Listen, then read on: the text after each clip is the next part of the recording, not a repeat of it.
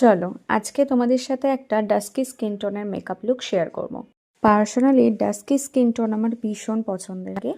আর দিদির স্কিনটাও খুব ভালো ছিল, কোনো রকম প্রবলেমেটিক ছিল না।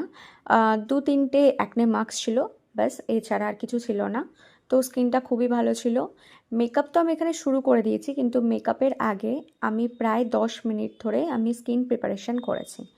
তো তোমরা এখন বলতেই পারো যে স্কিন প্রিপারেশন কতটা জরুরি। একটা মেকআপ করার পর সেটা কতটা বেশি গ্লো করছে সেটা ডিপেন্ড করে স্কিন প্রিপারেশনের ওপর।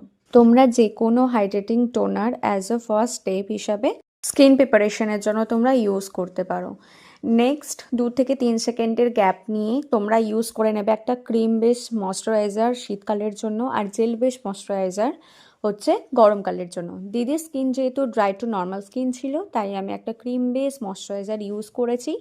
এটা হচ্ছে সেকেন্ড স্টেপ। এরপরে ময়শ্চারাইজারটা পুরো ফেসে খুব ভালোভাবে অ্যাবজর্ব হওয়ার পর আমি একটা স্টোক ক্রিম ইউজ করেছি।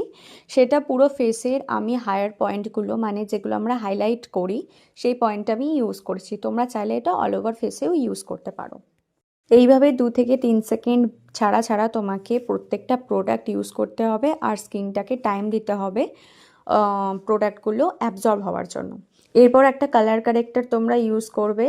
ফেসের যে জায়গাগুলো পিগমেন্টেশনের প্রবলেম আছে, যেমন চিন এরিয়াটাতে অনেকেরই ডার্ক হয়ে থাকে অল ওভার ফেসের তুলনায়, ঠিক আছে? তো ওই জায়গাগুলোই তোমরা আগে কালার কারেক্টার ইউজ করতে পারো। আমি কাইলনের কালার কারেক্টার ইউজ করছি। আমি যে কালার কারেক্টারটা ইউজ করেছি সেটা দিদির স্কিন টোন থেকে আরও এক শেড নিচু, মানে আরও একটু ব্রাউনিশ। তো সেটা আমি চিন এরিয়াটা ভালো করে ব্লেন্ড করে নিলাম, অ্যান্ড কপালে আর কন্ট্রোল করে যে জায়গাটা, সেই জায়গাটা গালের দুই পাশে আর নাকের দুই পাশে হালকা করে আমি কারেক্টারটা ইউজ করেছি। এরপরে আমি কার্লনারি প্যালেট থেকে দুটো ফাউন্ডেশন আমি ইউজ করেছি, যেটা মিক্সড করে দিদির যে স্কিন টোন তার থেকে একটা শেড ওপরে আমি ফাউন্ডেশন একটা বানিয়েছি আর সেটা ইউজ করেছি।